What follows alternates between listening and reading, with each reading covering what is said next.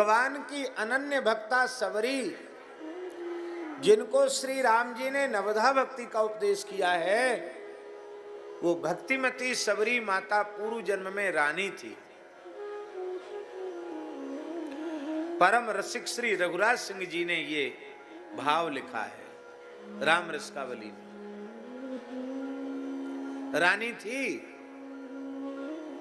और प्रयाग कुंभ का अवसर था,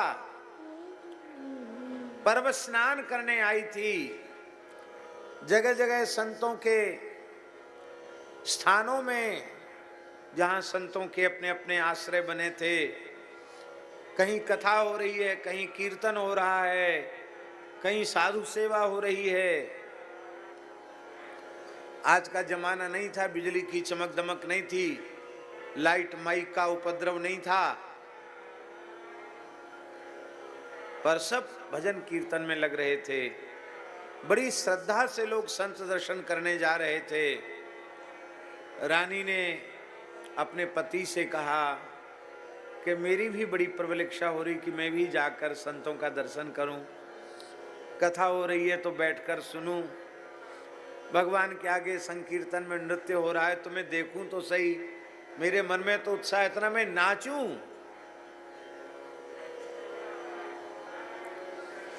राजा ने कहा, देवी तुम्हारा भाव तो बहुत उत्तम है,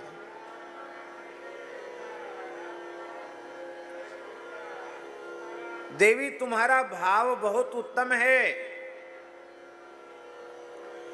किंतु इसकी पूर्ति संभव नहीं है, क्योंकि तुम रानी हो। इतने जन समुदाय में रानी नहीं आ सकती है। एक प्रयोग है आचार्य जी, असूर्यम पश्याह राजदाराह, असूर्यम पश्याह एक प्रयोग है ना। और असूर्यम पश्या का अर्थ क्या है? क्या संसार में कोई ऐसा है आंख वाला जो सूर्य को ना देखे अथवा सूर्य की किरण जिस पर ना पड़े? वहां असूर्यम पश्या का अर्थ है कि वे इतनी अधिक मर्यादा में रहती हैं कि जो सूर्य सबको देखते हैं, सबके साक्षी हैं, ऐसे लोग भी उनको देख नहीं सकते। ऐसे प्रभावशाली व्यक्ति भी जिनको सहजता से न देख सकें, वे हैं असूर्यम पश्याः। वो रोती रही, हाय हाय, मैं कोई निम्न जाति में पैदा हो जाती, गरीब घर में पैदा हो जाती, तो गठरी मुठरी सिर पे रख के कम से कम खुलेआम कथा कीर्तन का सुख तो लेती। इस रानी पने ने हमारे साथ बहुत बड़ा धोखा किया है, मेरी यहां कौन सुनने वाला है? तो रानी ने कहा कि महापर्व है मौनी अमावस्या का, उस पर्व में स्नान तो कर लेने दो मुझे, यहां तक मैं आई हूं। तू बोले नहीं, बहुत भीड़ होती है, नहीं संभव है, भीड़ में तुम कैसे स्नान करोगी? पर बहुत हठ देखा, तब उन्होंने कहा ठीक है, मैं तो अपने ढंग से स्नान करूंगा, तुम्हारी व्यवस्था कर देता हूं।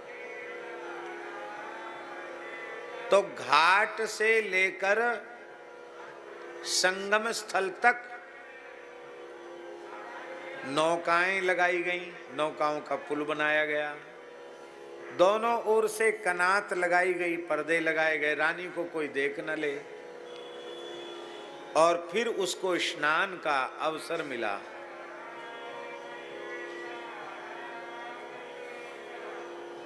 आपने देखा होगा जहां संगम का स्थल है, वहां एक तरफ तो थल है और दूसरी तरफ कोई थाह नहीं, इतना गहरा जल है, इसलिए वहां लोग मना करते हैं कि इधर मत जाना, बहुत गहरा है। रानी पर्दा में तो थी ही, उस समय कोई निकट था नहीं।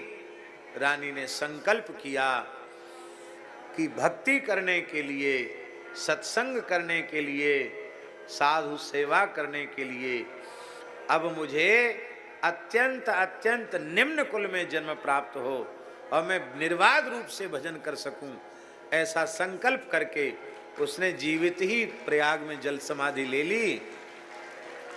और उसी का शुभ परिणाम हुआ कि वह सवर कुल में, शवर जाति में भक्तिमती सवरी के रूप में प्रकट हो गई। और सवरी का चरित्र कैसा है आप सब जानते हैं।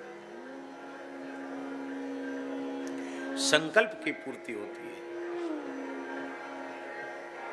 यहां कोई कुछ भी मांगेगा सबको मिलेगा, जो चाहो सो ले जाओ।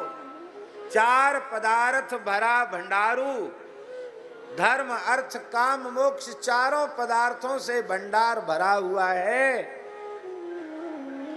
भगवत स्वरूप तीर्थराज प्रयाग का, जो चाहो सो ले जाओ। माई मेरे श्याम